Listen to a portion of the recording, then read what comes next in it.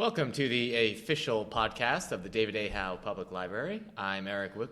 Oh, man, that's twice. I know, you also said official podcast. Oh, my gosh. All right, let's do this again. Yeah, I'm ready. Welcome to the official podcast of the David A. Howe Public Library. I'm Eric Mickles. You sure are. And with me... Nick Gunning. Is Nick Gunning. That's right. Just so everyone knows, this is actually our second attempt at our podcast this week. Oh, don't tell him that. We recorded our podcast, and then the computer went down, and we couldn't retrieve it. Yeah. All right, so podcast, episode 2, round 2. Yeah. That's what this is. All right, let's start talking about everything we already talked about. Yeah. Last time. And then, keep it real, keep it fresh. Yeah. Where's our bookmark? What are you reading? Me? Yeah.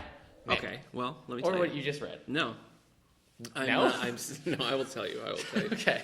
I'm still working my way through We Were the Mulvaneys. Yeah. As I was last week. Yeah. I like it. I'm getting deeper into it. You know, I'm about, probably 40% done. Okay. It's good. It's good. It's different from some of the other stuff I read by her. So that book club's coming up, so I'm enjoying that.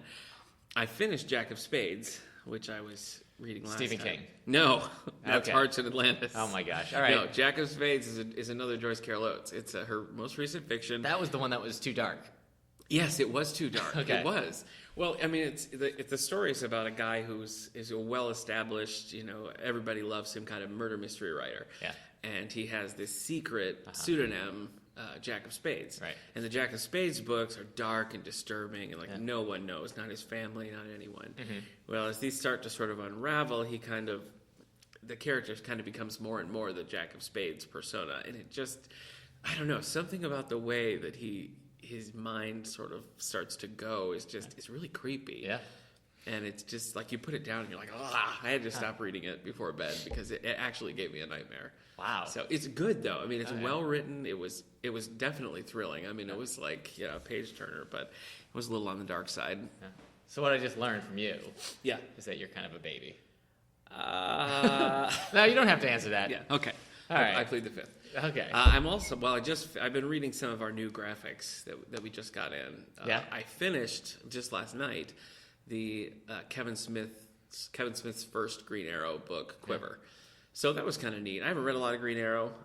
I watched the TV show, but it's very different from the Arrow that I've known from, so it was kind of neat to see the kind of the classic take on Green Arrow again. It was good. It was good, and it was also super. You've read it, right? Yeah, I read it a long time ago. Super weird elements. Yeah, of it. I mean, they got Morpheus from Sandman magic in there. things, and a lot of crazy stuff going down. So that was good. Yeah. I just started. So what I'm currently reading, to answer your question, is the Jeff Johns Shazam, the first volume, right? And I really like it. Yeah, it started very classic, and then it's sort of like, no, we're not going to do that, and goes in a different direction with like Billy Batson and the different characters. So.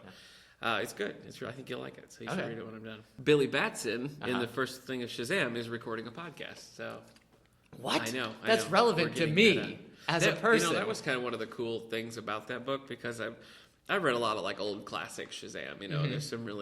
There's some cheesy stuff about it, but in the old one, the character was always like he had his own like child radio show, so they updated it to be a podcast. I know. Oh, that's ridiculous. Anyway, so that's it for me. Okay. How about you? I just finished reading Armada by Ernest Cline. Oh, yeah, sci-fi.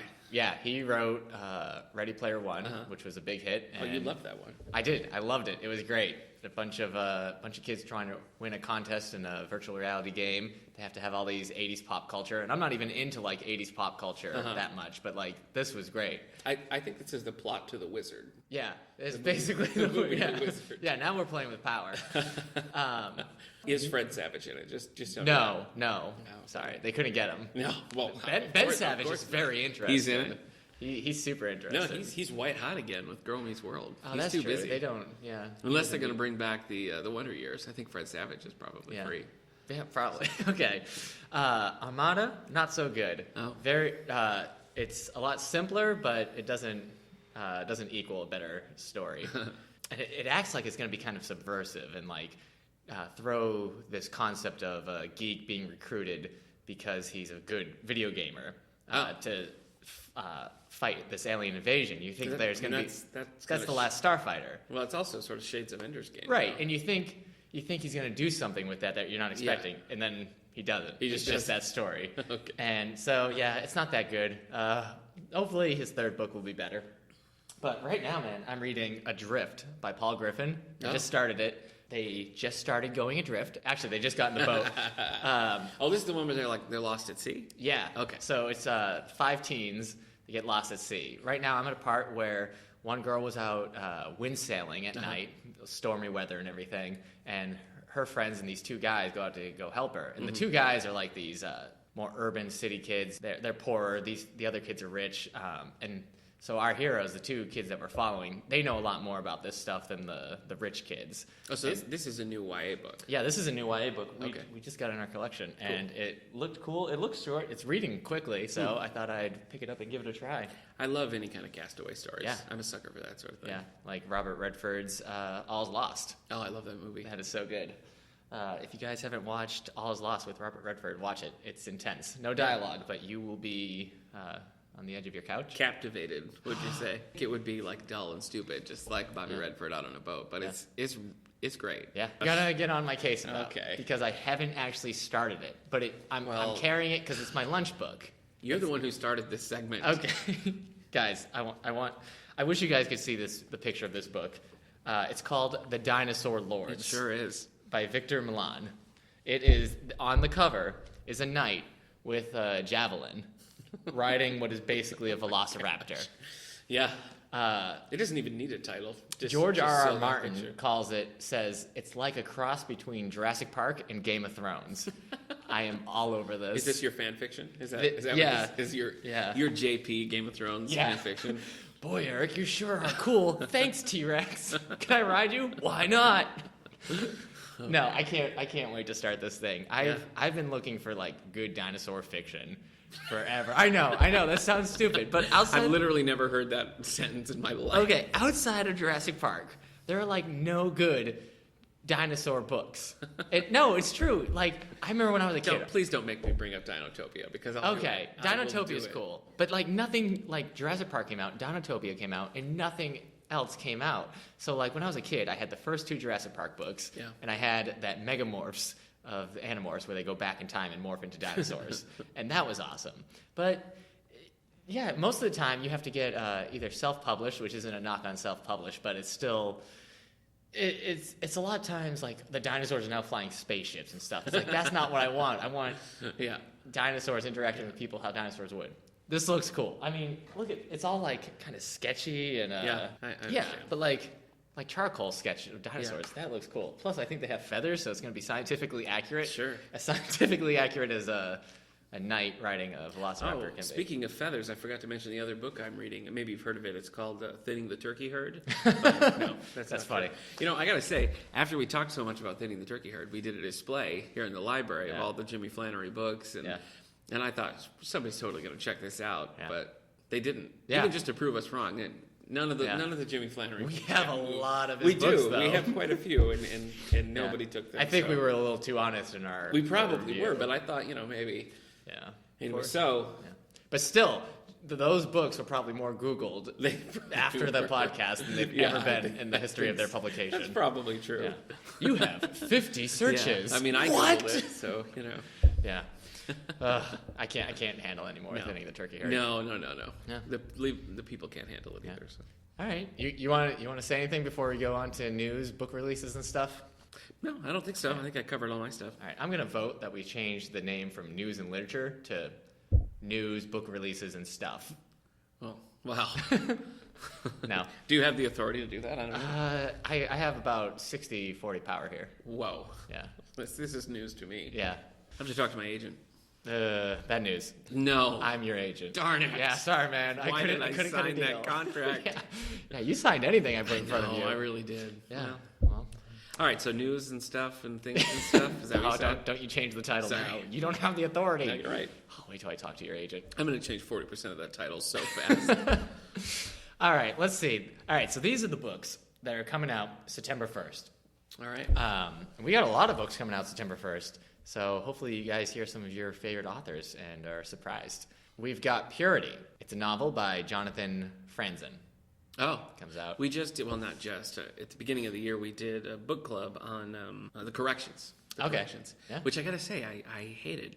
I hated the corrections. But I loved his follow-up to that, which was Freedom. I thought that was really good. Hey. Yeah, so. This is the one the summary mentions, too. It says a magnum opus from our morally complex times from the author of Freedom.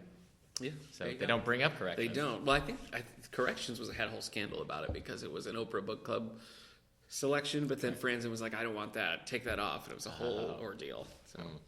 All right. So Purity, a novel by Jonathan Franzen, September 1st. It's a big, sweeping, family saga. Purity or Freedom? Purity. Okay. I think is what I read about that one. So that's kind of different. Yeah. And the other one's Corrections deals with the family, but I think this is a multi-generational. Well, this goes on for a long time, but the sentence I see says, enter the Germans. Wow. Period. Okay. All right. That's all we need. Just a little tantalizing tidbit there. So this is probably going to be a controversial book when it comes out, September 1st. The Girl in the Spider's Web. It's a Lisbeth Salander novel. Continuing... it's like Stieg Larsson's... Yeah, it's continuing his Millennium series. But he's not writing it. It's David Lagerkrantz. Didn't he die? I think that he died. Okay, yeah. But still, it's a new stuff. So we'll see if people like it or if they hate it. This would be book 4, right? Yeah, this is book 4. Okay. It's the Girl with the Dragon Tattoo series. I haven't read those. Oh, okay. Have you read them? No. I haven't seen the movies or anything. Yeah. But yeah, I guess this is number 4 of that series, so whether or not people like it, we'll find out September 1st. Yeah. This is actually coming out September 4th. I don't know why it's coming out 3 days after, but this is how Disney does it. Aftermath, Star Wars, Journey to Star Wars, The Force Awakens. Oh, boy. By Chuck Wending. I had to take a rest in the middle of that title. Yeah, all right, ready? Colons. Okay? Count. Colon count, ready? Colon roundup, everyone. Aftermath. 1. Colon. Star Wars, colon. Dose. Journey to Star Wars, colon. That's 3. The Force Awakens. Oh, my gosh. Yeah. So I don't... yeah.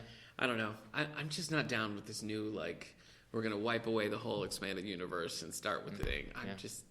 I don't know. I haven't been able to get interested in that. I'm just such a fan. For non-Star Wars fans, the expanded universe is all the Star Wars fiction that is out there that isn't the movies. Yeah. That after the movies came out, people started writing books, comics, video games, and all that stuff counts as the expanded universe.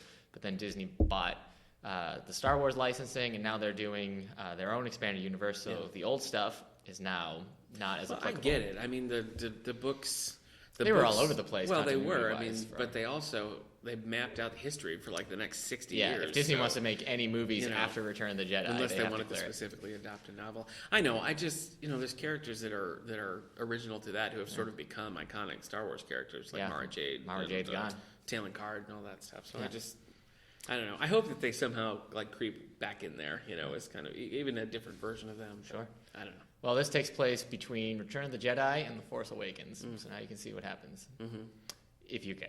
Man, Harrison Ford looks old in that trailer. Oh boy, he's actually he downloaded our podcast last week. Oh no! He sent me an email saying he loved it, guys. Oh no! Don't you ever edit any comments you make about me out though, because I want to hear them all, no matter how honest they are. He does though. I mean, really download our podcast? No, he definitely does that. But no, he just looked the Star Wars trailer's going, and then he shows up and he's like, "Hey!" Yeah. Is that Yoda? Oh my gosh, no, it's Harrison Ford. Yeah. That's not where you want to be. Yeah, well, when you get to 800 years old, I know. Yeah, look as good you will. Yeah, I think the Crystal Skull aged him probably. Yeah, aged him by another 20 years. I'm sure he's asking his agent to just let him lie down and stop filming. He's going to go back and he's reviving all of his classics probably. Yeah. So next is going to be Hollywood Homicide 2. Yeah, I feel like it's rough when you've gotten that far and you're an actor, because then your old movies are still out there. Yeah. People can watch them and be like, man, he used to be good looking and all this, and then you can't watch his new stuff. We are thrashing Harrison Ford here. I love Harrison Ford. I do too. I feel bad about this. Let's watch Air Force One. Do you want to? That would not be the pick. You don't like Air Force One? I mean, oh, it's so good. Yeah, get off my plane. Get off my plane. Yeah, and then the CGI plane crash. Yeah. Oh boy. That's that's not a Jack Ryan book. No, it's not. But it's It does kind of feel like a Jack Ryan. Yeah, it does. All right. September 1st. It's a YA book, Queen of Shadows. It's the 4th Throne of Glass book by Sarah Maas. It's got this very pale-looking girl on it, white hair. It's a sword. It's supposed to be like the Game of Thrones for the YA market. Oh, good. So I don't know, fantasy. I just can't. Throne of Glass instead of Throne of Swords, Throne of Blades, like Mm-hmm. in Game of Thrones. Those are brittle. That's brittle. Either a Throne of Blades or a Throne of Glass. I'm not going to want to sit on either. No, just you don't want to bring glass to a sword fight. Give me a throne of mahogany with cushion seating. Yeah. I'll sit on that. I will fight to the death for that lumbar throne. support. Yeah. Will you let me sit on that uncomfortable throne? Yeah. No, it's mine. You start to sound a little bit like Harrison Ford. Oh my gosh. Needing your comfort. Not gonna no move more. on No from more. him. Harrison, we love you. September 1st, another YA book, The Fate of 10. This is a Lorianne Legacies by Pittacus Lore. Pittacus Lore. This is part of the series that was started with I Am Number 4. Yeah. So I haven't read any of these books, but the movie looked cool. We watched the movie, and it was not cool. Not cool, yeah. Not cool at all. So. I have a sister who watches a lot of like YA films when they come out. I don't remember her being so thrilled about it. Yeah. So I think it kind of wasn't done. There's no, I don't know what the second book's called, but I don't think they're making any more of those movies. I don't think they're making more of the movies. This is like this is the 6th and second to last. So they're going to be 7 books in total. According to the summary, unless they keep selling more. That's fewer than Captain Underpants. Pittacus Lore. That's a name. It's a great like name. it. Yeah, Pittacus. Oh, hey, this is more for me than you. Oh, The Walking Dead, Volume 24, Life and Death is coming out by Robert Kirkman. That is 24 volumes of zombies walking around. Of a monthly series. Yeah. So that's past 100 issues and everything. 100 issues happened like 2 or 3 volumes ago. The gore, I just can't. Yeah, they're pretty gory comics. I started it back when it first came out. I picked up the first trade. So I've been reading it since like 2006. Since before it was cool. Yeah, that's true. But now it's kind of at the point where it's like I've read 23 of these comics or 23 of these volumes. I'm kind of ready to be done. You're in it to win it now, though. The goal he had stated when he first started it was he wanted to do a zombie story that didn't end. It wasn't going to be like it wasn't going to be a 2-hour movie. Right. They survive part of the zombie apocalypse in credits. He wants to see what happens as the zombie apocalypse keeps going and what goes on after the credits. Well, it certainly sounds like it's keeping going. Yeah. Well, it's been cool for a while. Now it's just like maybe we could roll the credits. Yeah. But it's the show usually gets more viewers than Sunday Night Football. Really? Yeah. So I don't know. Yeah, I mean, I know big groups of people who get together and watch it. Yeah. And love They just released the spin-off series on TV. Oh, Fear the Walking Dead, right? Heard it's not so It's a good. lame But title. Also, I don't love the show that's on now either. All right. So September 1st, The Shepherd's Crown. Well, you weren't kidding when you said there's a lot of these. Tiffany Arking. This is the last Discworld series. I don't trust any book written by someone named Tiffany. No, it's that's the character in it. The writer is Terry Pratchett, who passed away a few months ago. This is the last Discworld novel. Oh, so it's kind of sad for people who've been reading Discworld forever. Yeah. This is it. Is it any kind of like ending? I mean, does it? I mean, the summary makes it sound like it's ending. No. I wonder how much finality is actually in it. Yeah. I saw on Twitter some people talking about it. They thought they were ready to read it. They get like a chapter in, and they're just like, I can't do it. Yeah. And I feel that way. Yeah. I haven't read Micro by Michael Crichton because I can't. I don't want to have no more new Michael Crichton to read. Yeah. It's rough when a favorite author dies. Yeah. He was a huge name in fantasy. Pratchett? Oh, yeah. Yeah, I mean, what? The Discworld novels are like 20 books or something. Yeah. More. Yeah, I know. We have a million of them here. Yeah. Yeah, we did it. When he died, we did a big display of all his books here, and it was a lot. Yeah. All right. Undercover, a novel by Danielle Steele. This isn't part of a series or anything. I guess that's the thing you do when it's not when you're known for writing like series and stuff. Any book that you isn't part of your series, you have to put a novel. Yeah. So. But I don't think does. She write series? I don't Danielle think she Steele? does. I think they're standalones. Yeah. Well, I don't know why she's using a novel then. I don't know. It's actively confusing me. Yeah. All right. This is the last one I got. Thank goodness. The Solomon Curse. It's a Sam and Raimi Fargo adventure by Clive Cussler and Russell Blake. Oh. So, you know what? I feel like I've read something by Russell Blake. Or maybe I just have written the name Russell down lately. I don't know why. It happens. Okay. He must have written something I've read. I don't know. Could be. I mean, a lot of times the co-authors are authors in their own right. So this is the new Fargo adventure by Clive Cussler. Yeah. So you've talked to me about how Clive Cussler's books the covers always look like something you want to read. Yeah, it does. It's always like a plane going down in flames into a tornado or something. It's like a plane with swastikas on fire. So this one has crashing into a Mayan ruin. Yeah, this one has like it's this lost castle. There's some jungle. Huge tidal wave just coming crashing over it. Yeah, I'm in. Yeah, that's all it is. Though I have never read a Clive Cussler. So. I have read The Mediterranean Caper, and I kind of liked it. Is that Dirk Pitt? Yeah, that's the first one. Okay. It was okay. The problem was, Yeah. it was so sexist. And I don't mean like... It's old, though. I mean, it's an old... Right, but see, like, 70s? this isn't even like Might the... even be 60s, oh, this isn't like they didn't know better back then. This is bad. It's just aggressively sexist. Yeah, he smacks a woman because she's Wow. sad about... So the woman in Mediterranean Caper is complaining about her dead husband and how much she misses him. And so Dirk slaps her and says, "Don't you know your love belongs to the world now?" And then he kisses her and they make love on the beach. Oh my gosh. More like Jerk Pit. Yeah. Yeah, it's hard. I would read The Muppets Mediterranean Caper in a heartbeat. Oh my god. That would be great. Oh my gosh. Let's call Jim Henson's people right now. Yeah. Okay, so that's what I have. All You right. have the books that were like just announced. Yes, I have our confirmation report here of things we have coming down. So these are coming down a couple of months from now, but this is the first notification of their publication and their date. So Excited. we got a couple exciting things. Okay, come on. Here. Fingers crossed. Yeah, fingers crossed. I got a favorite author in there. Well, I got Mitch Albom. I don't know if you read any of his. No. Tuesdays with Maury is kind of what got him going. Hey. I read 3 Tuesdays with Maury's nonfiction, and then he has 5 People You Meet in Heaven, which I think was his first like actual fiction novel, which I liked. I thought that was pretty good. And then there was For One More Day. I didn't like that. Okay. And then there's been a couple fiction, a couple nonfiction in between. But he's got a new one coming out. Yeah, this is a fiction. It's a novel called The Magic Strings of Frankie Presto. Okay. So odd title. I don't know. Yeah. I want to say I'm on board, but I might be lying. Yeah, that's coming out November 10th. Of this year. Okay. So we'll have a new Mitch album in a couple of months.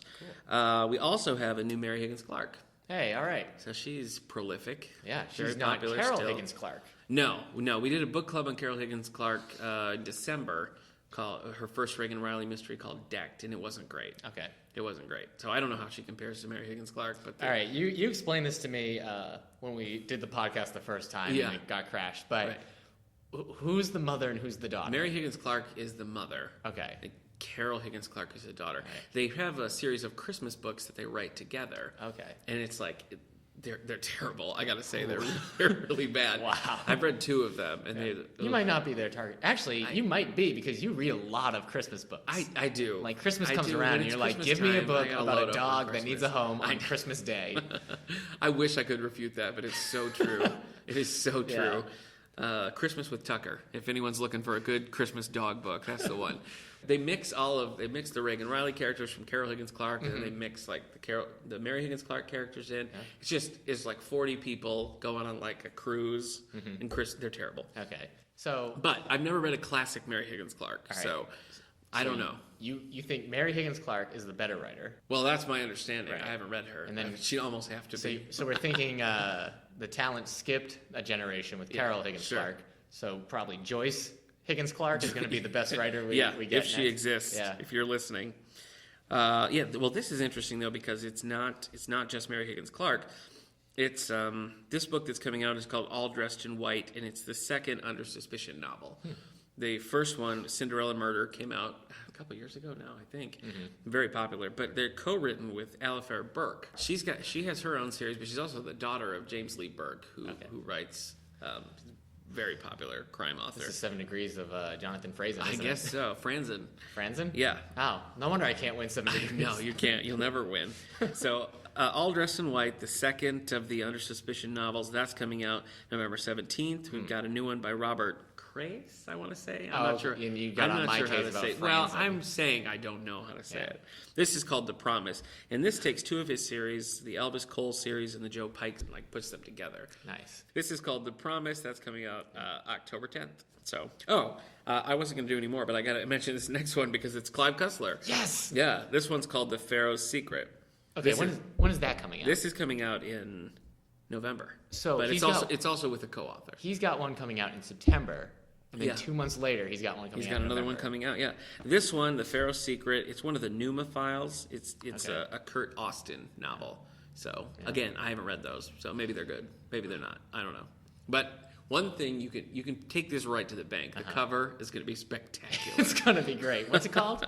Pharaoh's Secret. It's going to have like a Zeppelin crashing into train tracks. The train derails. Yeah. It's the Great Sphinx. Yep. Okay, so that's all my advance notices. Actually, this is also a good part to throw in. If you guys do want to contact us, if you want to comment, give some suggestions. If any segments we throw out there you want more of or less of. You want to defend Harrison Ford, Clive Cussler, or Jimmy Flannery? Please. Email us at wellsville@stls.org. STLS, Southern Tier Library Or tweet us at D.A. Howe Library. Yeah, tweet us at D.A. Howe Library, or go on our Facebook page and leave a comment. Yep. Hopefully it's an appropriate comment.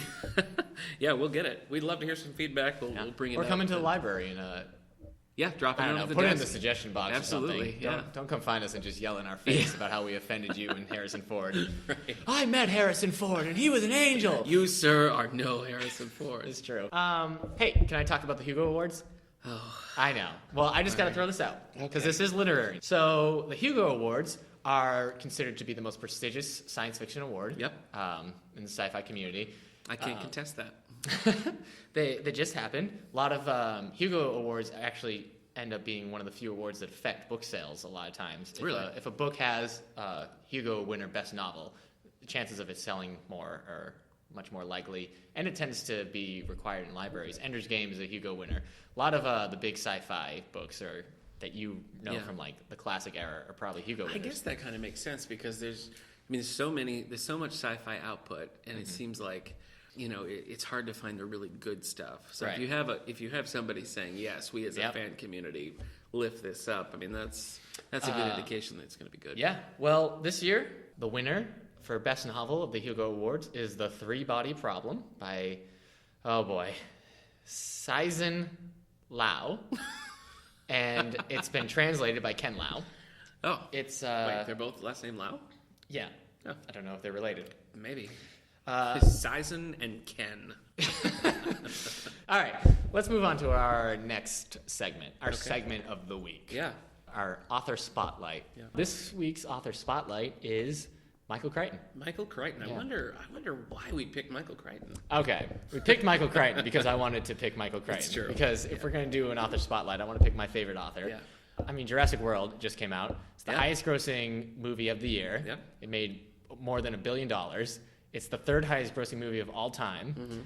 I better not talk too much about Jurassic Park and how much I love it. But I mean, we just talked. I just mentioned Micro and other stuff. Also, on the New York Times bestsellers list. Yeah, this is crazy to me. They had like their 9, the first 9 books were all normal books. It was like Girl on the Train, and it was gray. Mm-hmm. Number 10 was Michael Crichton's State of Fear, which came out in 2004, but it's now on the top 10 New York Times bestsellers list again. And I think the only reason I can see it being there is because it's about climate change, and that's a big topic, and there probably isn't a lot of fiction with hard science. Yeah, Michael Crichton passed away in 2008. Throat cancer. It was very sad for me because he got me back into reading because I had stopped reading for a few years, and I remember being at work one time and I was talking to one of my coworkers and I could not remember a word. I can't remember what it is now, but like I was stuck in sentence because I couldn't remember this medium-sized word, and I just realized like my vocabulary and my intelligence is dropping because I have not been reading. Yeah, and so I went to this book sale, and they had State of Fear, and I was like, I liked Michael Crichton, the stuff I had read, basically the first 2 Jurassic Park books. Right. So I was like, I'll give it a try, and it was great. And then it just got me reading again. Mm-hmm. He was kind of the, I don't know if forefather is the right word, but he kind of pushed techno-thriller into the public. No, I think that's right. I mean, he's the one who made that a thing. Yeah. I think without Michael Crichton, we wouldn't have that term. I mean, maybe there were like harder sci-fi writers who were doing techno-thrillers, but he definitely made it like a popular subject. There's a reason his books were in so many airports, but it was nice because it was... Not airframe, probably. Right, not airframe. They kept that. But it was nice because like, he was a writer that would be in airports, but you always knew it was going to be more of a meaty read. Yeah. Well, that's the thing that he does so well, I think, is those books don't go easy on the science. I mean, the science is a big aspect of that. Yeah. And that, in the hands of a less skilled writer, I think you'd get to those parts and be like, oh, God. Yeah. But they just... It feels like part of the story. Well, he uses the science and uses it in such weird ways that we're not doing. Yeah. But we could. I remember, in Jurassic Park, he talks about how John Hammond, before he started cloning dinosaurs, he cloned a mini, like, mouse-sized elephant that sneezed. Yeah, and I was like, I'm glad that wasn't ported into the movie. Yeah. It's interesting because I think that's something that developed over time. I read just one of his his second book published, I think, called Scratch One. right. So Which is, before he was writing under the name Michael Crichton, he was writing under the name John Lang. Yeah, And- there's some Jeffrey Hudson's. Well, Scratch One is kind of a spy novel, Right, okay. really. But, that has no science at all. It's just Right. a straightforward. And when you read the later stuff, it's got a good balance of the science and the characters. Mm-hmm. For our first book club here at the library, we read The Andromeda Strain. Right. And that was the first one he published under the Michael Crichton name. Yeah. And It was that huge. one is like it's almost too much science, not enough character. It's Okay, It's sure. like, have you read it? Yeah, I read Andromeda Strain. Okay. I just found, there's so many like graphs and charts. Yeah. And, it's really, the characters are just kind of there to get you through the story. I don't really feel like. That's a criticism he kind of carried on throughout his I read entire this book career. somewhat recently, and I couldn't for the life of me tell you a name of a character in that book. Yeah, well, I mean, there was older scientists. Yeah. There was lady scientists. Yeah. I think there was younger scientists. Yeah. And there was the scientist who saved the day. I don't think there's a lady scientist in the No, book. there is. In There the isn't? movie, in the movie. Oh. Yeah. Wow. There's just Yeah, four dudes yeah. hanging out underground trying to get rid of an alien strain. Yeah, have you seen the movie? The original? I haven't. You haven't? No. Oh, it's a little slow, Here's the but thing. it's pretty good. We screened it down in the auditorium afterwards. Oh, cool. Yeah. I've read basically all of his fiction, except for his John Lang stuff. Yeah. So I've read all the Michael Crichton fiction, but I haven't seen most of the movies. Partly because if you take out the Jurassic Park films, Yeah. it's hard to name a good Michael Crichton film. Yeah, that's fair enough. Though Rising Sun was actually pretty good. Yeah, I think. Well, I've seen Andromeda Strain. I saw the two Jurassic Parks, but I don't. Yeah. I don't know. Okay. But I wouldn't even say that the Lost World is an adaptation of the Lost World book. What? It has so many It many does, things but from the it's book. like- And the first book. It's like inspired by, not no, adapted. they've Anyway, got the compy scene. I also okay. saw Disclosure. With, with Michael Douglas. And speaking of Michael Douglas, just recently, my wife and I, we picked up a Blu-ray of Coma. By Have you seen Michael Crichton? Crichton? No, I haven't. It's No, it's not by. He directed no. This it. is the weird thing. The book is written by Robin Cook, who does more like, they both have these medical backgrounds, so they're compared, I think, a lot. Robin Cook's book tend to be more like not medical thrillers, but that type of science, Right. more like biology-based science. Anyway, he wrote the book, but then Crichton adapted it for the screen and directed it. Yeah. So it's Michael Crichton and Genevieve Bujold, and it's That was a great pronunciation of a French name. Thank you. We watched Coma, and it was. It's atypical, I think, for an author to transition like that to film directing, not just writing a screenplay. Michael Crichton directed a bunch of stuff. He did. He wrote and directed Westworld with yeah. Yul Brynner, which is basically Jurassic Park with cowboys. Yeah, it's a proto Jurassic Right, Park. it's just robot Yul Brynner. a Western amusement park full of cowboy androids, and the Yul Brynner sheriff one goes crazy. I think a few others go crazy, but it's mainly Yul Brynner's the T-Rex of this, and that's probably true about him in most Oh, things. sure, yeah. Yul In Brynner, Anastasia, he's the T-Rex. I yeah. think. King and I. So he's it's going to be a show on HBO. Really? I don't know how that's going to work. There was a sequel too, right? There was a sequel movie. Yeah, but Michael Crichton was involved. Oh. I mean, he's not involved with the HBO Yeah. show either. Right. But I don't know how they're going to do that because, I mean, I guess every week the Cowboys are going to go crazy. That does seem and hard to then sustain. They're going to fix it and be like, but next week. Right. Well, I'm sure they won't be bothering us anymore. Yep. And then next week, you guys, you'll never guess. Not again. Yul Brynner bot went crazy. Why do we keep making Yul Brynner bots? Oh, boy. Yul Brynner bots. Yeah. After Andromeda Strain and The Terminal Man, he just exploded Yeah. book-wise. Yeah. I mean, you got the Great Train Robbery and stuff. He did Congo. That was turned into a movie about the killer apes. Right. Sphere, which creeped me out when I first read it by myself. Rising Sun and Disclosure were turned into movies. Michael Crichton. Okay, this is cool. I did see Disclosure. So in 1994, this is cool. He was the first. He was the first author, and I don't know if it's still true for him, but I can't imagine other people topping this. No. 1994, he was the first creative artist to have a #1 TV show, movie, and book. That's crazy. Yeah, he had ER on Triple TV. Crown right He there. had Jurassic Park in film, and he had Disclosure in books in 1994. I love ER. He Can we was talk just about rolling ER? in money. Let's talk about ER. All 6'9" of him was rolling in money.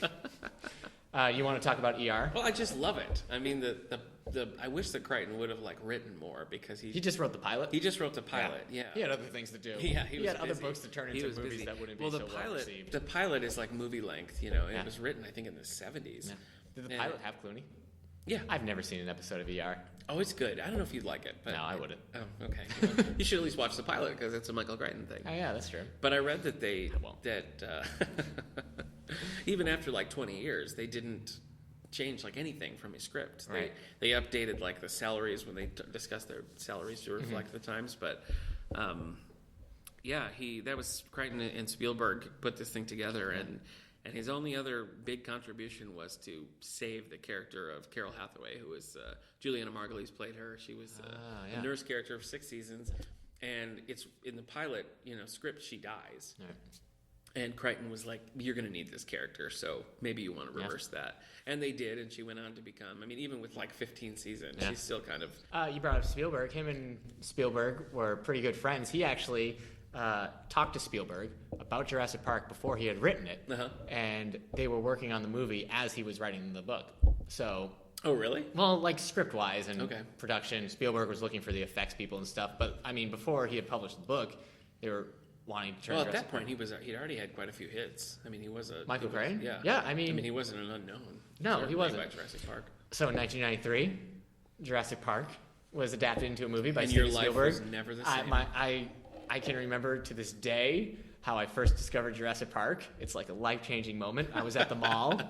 I was at a mall with my mom, and there were T-Rex footprints on the tiles on the mall floor. Cool. And I'm about 6, and I've already got dinosaurs are basically my life already. So I'm like, T-Rex footsteps, I'd follow these anywhere. Yeah. And I did, and it went to this merchant. We must have been in like a JCPenney or whatever it was in 1992.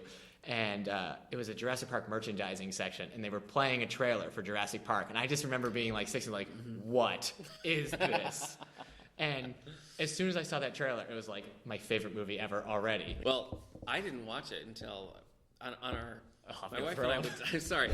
Oh, no, it's okay. This is like being on a tilt-a-whirl. We did our honeymoon in Florida, and we went on like the Jurassic Park ride and stuff. And my wife was like, "Oh, Jurassic Park's such a great movie." And I'm like, "I've never seen it."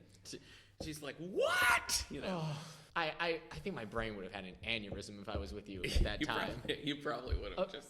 Yeah, I'm trying to think what all I've read of Crichton. I read like Scratch One, like I said. I read Andromeda's Strain. You haven't read a lot of his new stuff. No, I mean his more recent stuff. No, you haven't read Next, which is great. I read that. I read more than half of that on a plane on an 8-hour flight. I read more than half of that. I couldn't put it down. I have read his two posthumous releases. I did read. Yeah, so that's kind of rough. So we got Pirate's Latitude, which we both read. But I think Spielberg is talking about putting that into a movie. I don't know if he's doing it anymore. I think he was talking about it.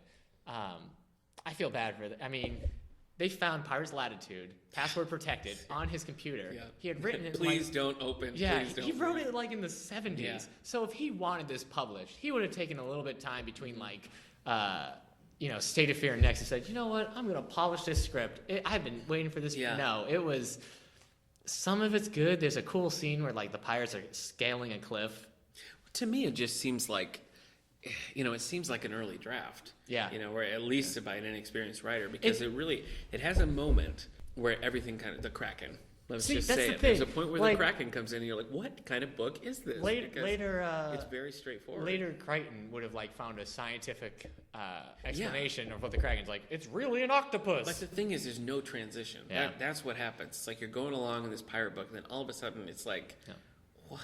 Yeah. So it's not bad. I read it when I picked it up. I kind of was like, I'm going to do this with a grain of salt because I know that if Michael Crichton was still alive, he would not let me read this book. Yeah. So I read it and was kind of like, that was fun. Yeah. But I get why you didn't publish it. I think on Goodreads I gave it 3 stars because it was look. Yeah. For a book that he didn't want published, this is still not bad. Yeah, it's not terrible. It's readable. I mean, I would say it's worth reading. And you've read Micro. I have. Michael Crichton and Richard Preston. Yeah, Richard Preston finished the parts that Crichton hadn't. This is the one area where my Michael Crichton knowledge surpasses yours because I've read Micro and you haven't. I can't do it because once I read Micro, there's no new Michael Crichton book. They came out in 2011. I have. It's been 4 years. I haven't been able to do it. I own it.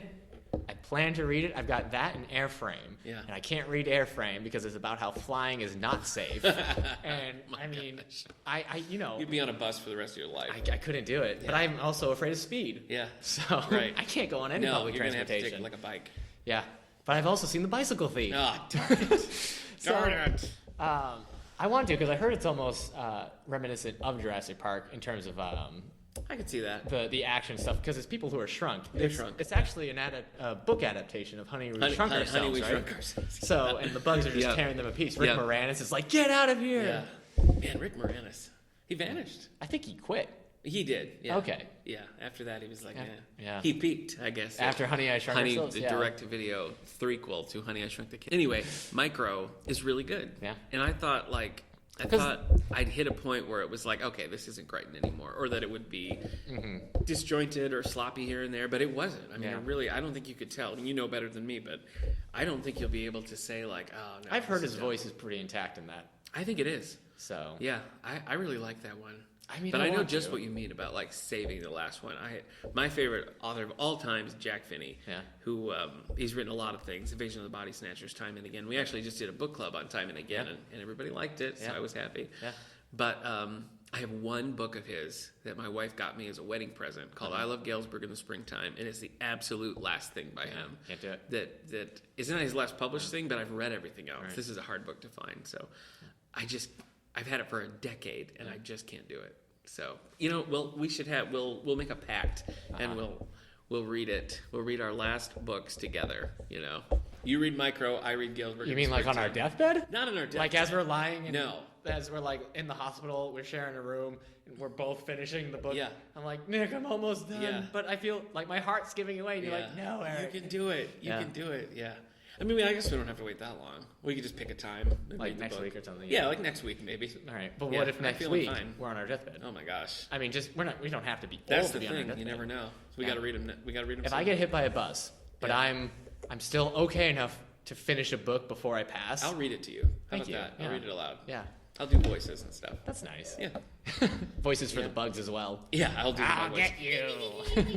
They don't have dialogue. I'll add it though. Thanks. I will add it. Yeah, I mean, I've been hit by a bus. I don't know what's what. You don't now. know. Yeah, you don't I'll know. believe anything you're reading me. Yeah. All I'll read you the junior novelization of Honey, I Shrunk the Kids. right. Yeah. Hey, let's talk about one more of his books. Yeah. Timeline, which he wrote in 1999. Oh my gosh! Can I, before okay, you no, get into it, no, me just, I know where you're let going. me tell you. So let's. Okay. I love time travel stories. I love it. Yeah. I mean, I would watch Back to the Future, all three of them right Yeah. now, and that's including Back to the Future 2. I made the mistake of watching the Timeline movie. Yeah. And it was Yeah. it's like the worst movie I've ever seen. It's so bad. And I've Yeah. seen a lot of bad movies. Paul Walker. I just Gerard watched Mission Butler. Impossible 2, for heaven's sakes. Yeah. And I'm saying Timeline is about the worst movie I've I ever would seen. watch Mission Impossible 2 over Timeline. Oh, me too. And I love Crichton. Yeah. I mean, I don't understand what happened. The movie's so bad. But the is. thing is, if Crichton hadn't written Jurassic Park, Yeah. Timeline would be my favorite Crichton book. Huh. And I have friends. We share friends Yeah. who have read Timeline and love it. Yeah. Because it's good. He's got Yeah, my friend Ethan swears by it. He's like, you have to read this the book. historical stuff he talks about is really cool. Yeah. The action is really It's cool. France, right? It's set in- Yeah, it's set in 12th century France. Okay. I could be wrong, but it's just cool. And they talk about quantum mechanics because that's how they do time travel. By making copies of basically you. Mm-hmm. So you die, Yeah. kind of, but a copy of you appears in that reality. So it's this whole. That's Dr. McCoy's biggest fear. Yeah, but the book is so good. I don't know because the movie almost follows the book beat by beat. It only changes a few things, except they make everybody not likable. Yeah. The acting's terrible. The Yeah. characters, it's a bad movie. Yeah. For Arthur Spotlight, he's a pretty interesting guy. Yeah. His nonfiction has also been pretty good. He wrote this book, Travels, so just his life traveling, Yeah. Exploring the world I and stuff. picked up 5 Patients at a thrift store recently, and like his time as a doctor. And I really want to read it because the cover sucked me in because it was like by the author of ER, by the creator of ER, and I was like, oh, so I bet they'll, So I do want to read that one. We have most of his books in our collection. We have a lot of them down in the stacks. We have the more recent ones upstairs. We have a lot of the paperbacks too. So come in and check them out. Audiobooks. I think, a lot of stuff owes it to him. I feel like the popularity of a book like The Martian almost owes it to Michael Crichton, because it is also a book that has like the action and the suspense, but a lot of hard science in it that people still get through. Yeah, that's a good example, and because that's another book where they do tell you the science. There's no way around that. Well, it seems like, I mean, I'm sure there's probably others, but it seems to me like he was one of the first to make, his books are essentially sci-fi. I mean, they really are, but they're so approachable because he manages to blend that so well with everyday life and things that are, they're not that far-fetched when you think about it. Also, he wrote Jurassic Park. So that's it for you. I mean, that's well, before we close this author spotlight, in a couple of weeks we're going to do an author spotlight on Joyce Carol Oates. Yeah. Just in time for her visit on October 2nd. Yeah. So we would love to hear some thoughts or comments on Joyce Carol Oates, books you've read, impressions you have, her writing. Email us, tweet us, Facebook us. Yeah, we want send to them know. on. Send them on so we can discuss them. And I mean, if there's favorites. Also about Michael Crichton, if you have a favorite, sure, we'd love some feedback. We'll read it and see if we agree with you. If you guys hate Jurassic Park, I'll let Nick read it. I'll step out of the room, and when I come back in, I'll be like, "Hey, what's going on?" And you'll be like, "I'll nothing. make something up." Yeah, just got through some mail. Just junk. We don't need it. But he'll read it. I will. Won't listen. I promise. Now we're on to just events of what's going on at the library. If you guys have made it through this whole podcast, now we're going to treat you with local events at our local library. Going on. We just finished up the fancy tea party here in the library. It was a Mardi Gras theme. A lot of kids. We had a local soccer team, girls soccer team, come in and help volunteer with that. And they were in the Lionesses helped out. Yeah. Yeah, it was a great group. The place was full of packed out. We had all the invitations were reserved. Yeah, there was a waiting list even. Yeah, it looked like a lot of fun. We got some great pictures that we'll be posting up on the website soon. We got some sweet furniture in the youth department. Yeah, it's a love seat and a chair. They're very comfortable too. They're so comfortable. Oh my god, that was the Friends of the Library. Yeah, thank you, Friends of the Library. They got us the couch and the love seat and the chair, which is great. The Elks Club paid to get the whole. Oh, the youth stacks. The youth stacks painted. That's like night and day. That is a huge difference. The walls used to have the power of a black hole, and they were able to absorb the light. The youth library dungeon. Yeah, you send kids down there when you didn't want to help them anymore. Right. They're like, I need a book. I'm like, go down to that stacks. If you never want to read again, go to the. I've heard kids go down to those stacks and be like, wow, it looks like a library now. Yeah, some people didn't even know they could go down there. It seems it's the colors are vivid. It just seems like a great. It's bright spot. So I love it. Good. Upcoming, what do we got? We're working through the book clubs right now. You got We Are the Mulvaneys and House of Silk. Yeah. Coming up. We're also going to do a special. We mentioned The Martian earlier. We're going to do a special, just one-off book club on The Martian to coincide with the film coming out. I love The Martian. So I'm going to help you out of that. I'm going to be at that book club. Actually, a lot of the staff has read The Martian and enjoyed it. So I'm sure some people will read it when you put the books out there for the book club. But I think a lot of people have already read it. I think there's a lot of people out there who already read it. And you got the movie coming out with Matt Damon. Yeah. It's actually a sequel to his character from Interstellar. I know. That's or a prequel. Exactly what I thought when I read that. Matt Damon in space. Yeah. Those are the two. Well, September. Oh boy, the third Thursday in September. I can't think what that is now. But as we said, Joyce Carol Oates coming October 2nd. Yeah, that's starting to get pretty excited about that. Yeah, that's gonna be great. Yeah. Are you doing a book club? The teen book club in September is gonna be Freaky Green Eyes by Joyce Carol Oates to get them. That was actually the first book that I read by her. Yeah, forever ago. It's depressing. Well, you say that. I love it. I think it's a great book. I gave it an objective 4 stars because I knew it was good. And I read it very quickly, so it kept my attention. But at the same time, I just don't think the light won out enough. See, I disagree. I think it ends on a very hopeful note. But I think people will like it one way or another. It will make a good book club discussion, I think, because there's a lot of stuff that happens in that book that's very intriguing. That's one of her YA books. She's got 5 or 6, I think. We've got a bunch in our YA and section. Then our head of children's services, Katura, will be doing a story time based on some of Joyce Carol Oates' picture books. Yeah. So the darkest picture books you've ever seen. They're about a cat. They're about cats. Yeah. About a cat who's trying to get over the abusive relationship it experienced with his father. It's a different cat. It's just book. a cat enjoying life. Right. She's got yarn. Contemplating the fact that it's going to die at 14 and how it never really have a life that his mother wanted it to have. No. Okay, so it's just a cat. Yeah, it's just a cat hanging out in the sunbeam. Yeah. Right. That's good. Yep. But the sunbeam is slowly dying. Okay? It's the last sunbeam on Earth, and the cat's trying to... Boy, Joyce Carol Oates, Cat and the Last Sunbeam on Earth. Yeah, that's what it's called. It's not. Thanks, Nostradamus. Yeah.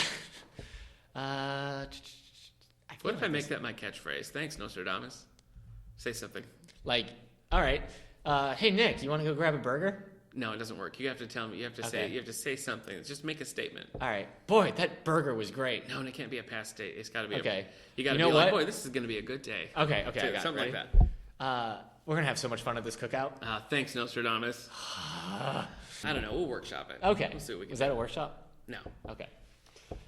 All right. So moving on. Jurassic Park. No. Okay. We're done. No, we're done. Close this puppy. Yeah. Hey guys, thanks for listening. Please go to iTunes and subscribe to this podcast. Or if you don't use iTunes, we're continually updating the website with the new one. Yeah, we'll post it on Facebook too. Follow us on Twitter and Facebook to know when there's a new one coming out. And the new ones will go live.